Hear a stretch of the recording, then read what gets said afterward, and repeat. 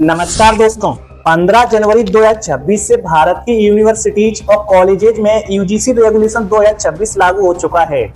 इस नियम को लेकर देश के अलग अलग हिस्सों में मिली जुली प्रतिक्रियाएं सामने आ रही हैं। जहां कुछ संगठन इसका समर्थन कर रहे हैं, वहीं कुछ समूह इसका विरोध भी कर रहे हैं। यूजीसी रेगुलेशन 2026 क्या है, इससे पहले समझते हैं यूजीसी क्या है। यूजीसी का मतलब होता है university grants commission. UGC Bharat में हायर एजुकेशन इंस्टीट्यूशंस को रेगुलेट और कंट्रोल करता है और इसकी स्थापना 1956 में की गई थी। यूजीसी डिसाइड करता है कि कौन सी यूनिवर्सिटीज को गवर्नमेंट रेगुलेशन मिलती है।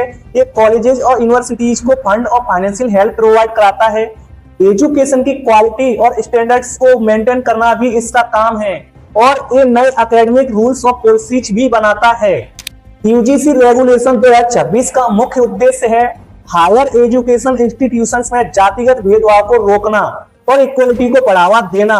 नए नियम की सबसे बड़ी बात यह है कि अब एससी एसटी के साथ साथ ओबीसी को भी जातिगत भेदभाव की परिभाषा में शामिल किया गया है। हायर एजुकेशन इंस्टीट्यूशंस में अपर कास्ट डोमिनेंस का सवाल लंबे समय से होता रहा है। एससी एसटी और ओबीसी के लिए आरक्षण होने के बावजूद भी वंचित वर्गों की भागीदारी आज भी सीमित है।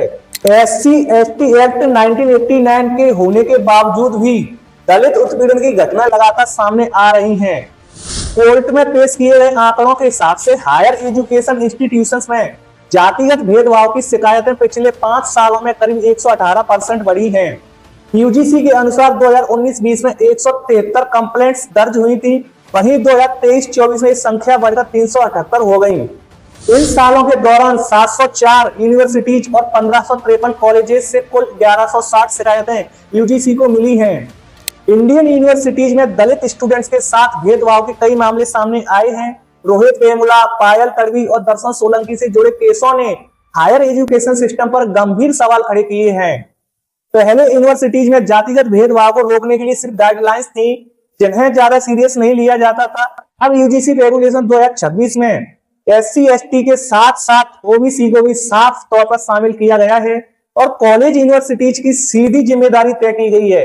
तो दोस्तों, अब मैं आपसे सवाल पूछता हूं, यूजीसी 2026 रेगुलेशन सही है या गलत? अपनी राय कमेंट में जरूर दीजिए। जय हिंद दोस्तों।